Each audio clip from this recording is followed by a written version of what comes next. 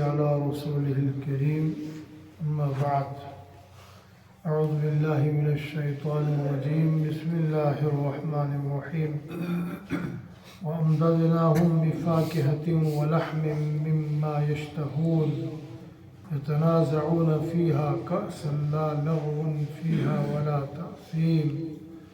ويطوف عليهم غلمان لهم كأنهم لؤلؤ مكنون صدق اللہ العظیم وَأَمْدَدْنَاهُمْ اللہ کریم فرماتے ہیں ہم ان کی مدد کریں گے، ان کی چیزوں میں اضافہ کر دیں گے، بِفَاكِهَةٍ من جملہ اور چیزوں کے پھل فروٹ، وَلَحْمٍ اور گوشت، مِمَّا يَشْتَهُونَ اتنا کہ جتنا وہ چاہیں، یتنازعون فیہا اس میں وہ باہم، یتنازعون فیہا کأسا آپس میں وہ پیالے جام ایک دوسرے سے چھینیں گے، جپٹیں گے، لا لغو فیہا اس میں نہ کوئی بیہودہ بات ہوگی، ولا تأثیم اور نہ کوئی گناہ کا کام ہوگا، وَيَطُوفُ عَلَيْهِمْ غِلْمَانٌ لَهُمْ اور ان کے پاس انہی کے لیے چھوٹے چھوٹے خوبصورت نوجوان بچے جن کو غلمان اور ولدان کہتے ہیں آتے جاتے رہیں گے، كَأَنَّهُمْ لُؤْلُؤٌ مَكْنُونٌ وہ جو غلمان ہیں وہ ایسے خوبصورت اور حسین ہیں گویا کہ وہ کہیں پوشیدہ خفیہ رکھے ہوئے ہیرے اور موتی ہیں۔ جنت میں متقین اور اہل ایمان کے ساتھ اللہ کریم کی مہربانی اور سلوک کا تذکرہ چل رہا ہے۔ اس سے قبل کی آیت مبارکہ میں اللہ کریم نے ارشاد فرمایا کہ جو متقین جنت میں جائیں گے تو ان کے اولادوں اور ان کے دیگر چھوٹوں کو بھی جو ایمان میں ان کی اتباع کریں گے مگر اعمال میں ان سے وہ کم ہوں گے، ان کو بھی اللہ کریم نے فرمایا ہم ان بڑوں کے درجے اور مرتبے تک پہنچائیں گے تاکہ وہ باہم ایک دوسرے کو دیکھ کر خوش رہیں اور خوش رہیں۔ اور جنت کی نعمتوں کی اتنی بہتات ہوگی، اتنی کثرت ہوگی کہ دنیا میں بندہ ان کے بارے میں تصور نہیں کر سکتا۔ ایک تو نعمتوں کی کثرت اتنی زیادہ ہوگی، اتنی زیادہ نعمتیں ہوں گی کہ جن کا حد و حساب اور تصور نہیں، اور وہ دوسرا وہ نعمتیں اتنی عمدہ اور اتنی باکمال اور لاجواب ہوں گی، دنیا میں آدمی ان کے باکمال اور لاجواب ہونے کے بارے میں تصور نہیں کر سکتا۔ دنیا کی جتنی بھی اعلیٰ سے اعلیٰ نعمتیں ہیں وہ جنت کی نعمتوں کے مقابلے میں کچھ بھی نہیں ہیں۔ تو ان سب کو جنت میں داخل کرنے کے بعد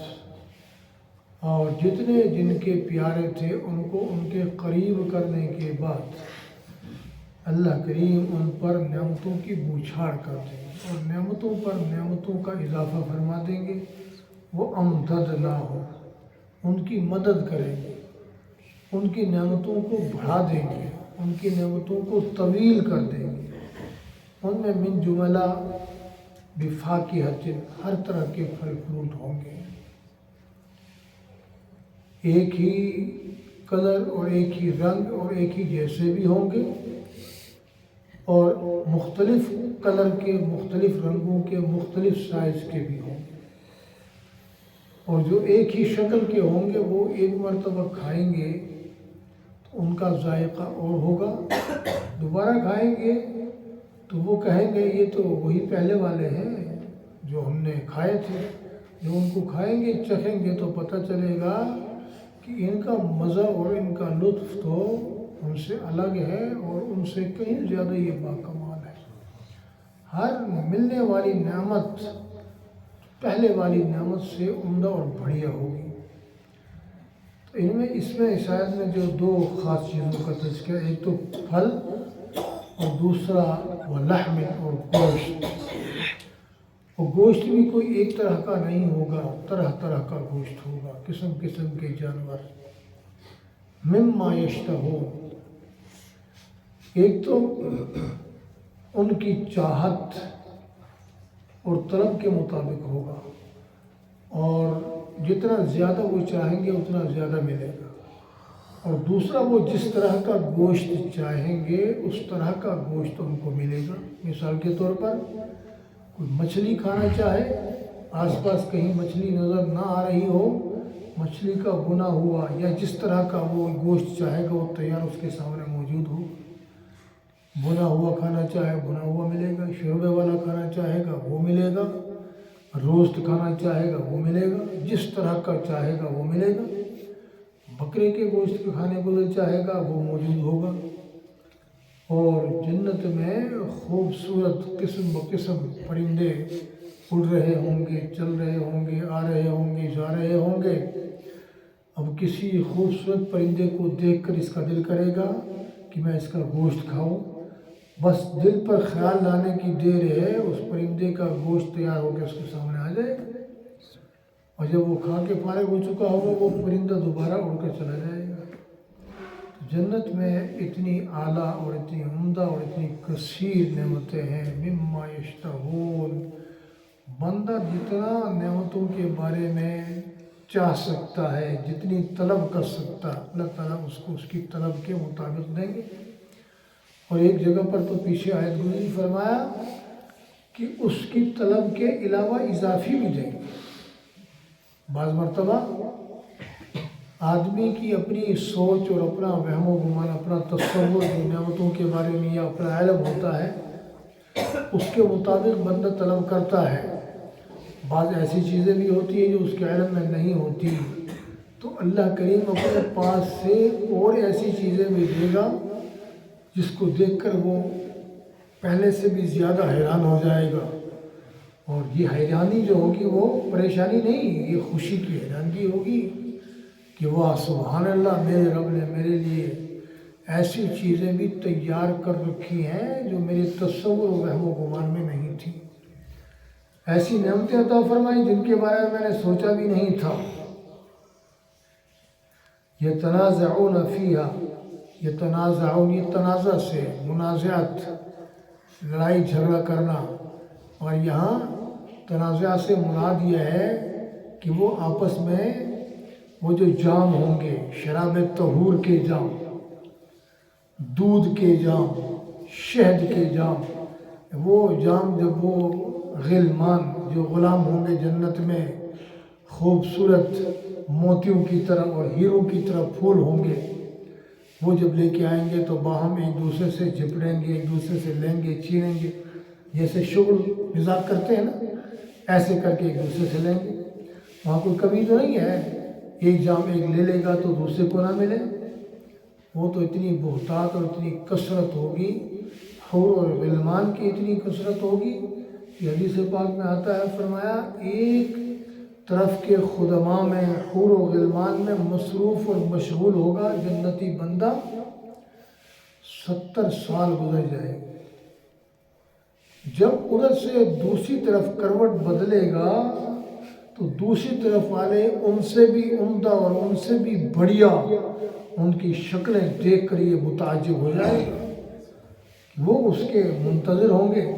اور وہ حور و غلمان کہیں گے شکر ہے حضور والا نے ہماری طرف توجہ فرمائی، التفات فرمائی، وہ پہلے سے ہی اس کی توجہ کے طلبگار ہوں گے۔ تو وہاں تو ایسی نعمتیں ہیں، اس کو ہلنا چاہے ہلے گا، چلنا چاہے چلے گا، اور نہ چلنا چاہے 70 سال تک ایک کروٹ میں بیٹھا رہے گا، ایک طرف کی نعمتوں سے لطف اندوز ہوتا رہے گا، نعمتیں بھی، نعمتیں دینے والے بھی،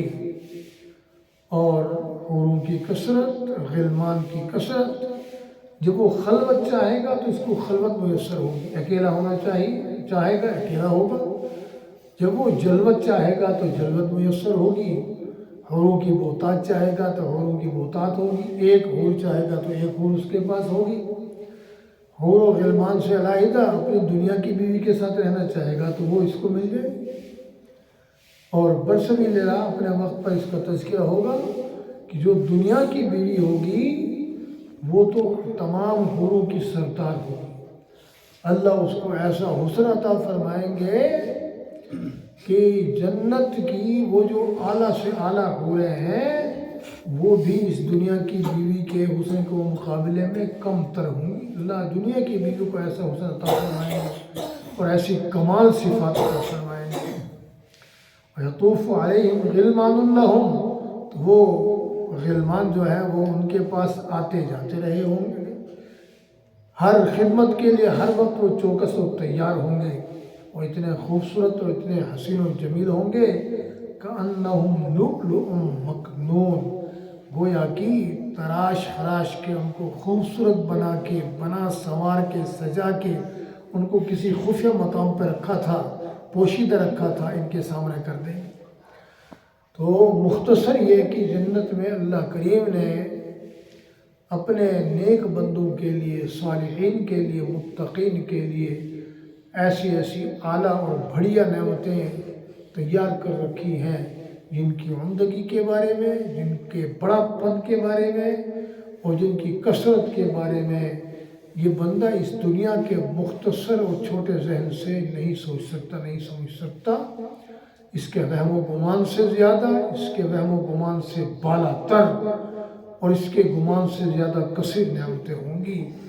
تو پیارے بھائیو دوستو، وہ نعمتیں کیسے ملیں گی اور کب ملیں گی؟ جس طرح دنیا کے حصول کے لیے محنت کرتے ہیں، ایسے ہی ان نعمتوں کے حصول کے لیے بھی محنت کرنی پڑے گی۔ سوتے رہیں گے، اتنی طویل راتوں میں بھی سوتے رہیں گے، جماعت کھڑی ہونے کا ٹائم ہو، ایک سب بھی پوری نہ ہو، تو ایسے وہ نعمتیں حاصل ہوں گی۔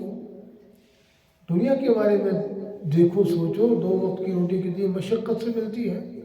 دنیا کی ضرورت کا سامان کتنی مشکل سے ملتا ہے، تو اتنی بڑی جنت اور جنت کی اتنی عمدہ اور بے شمار نعمتیں ایسے آسانی سے مل جائیں گی، تو اس کے لیے محنت کرنی پڑے گی۔ اللہ کریم سمجھنے عمل کرنے کی توفیق عطا فرمائے۔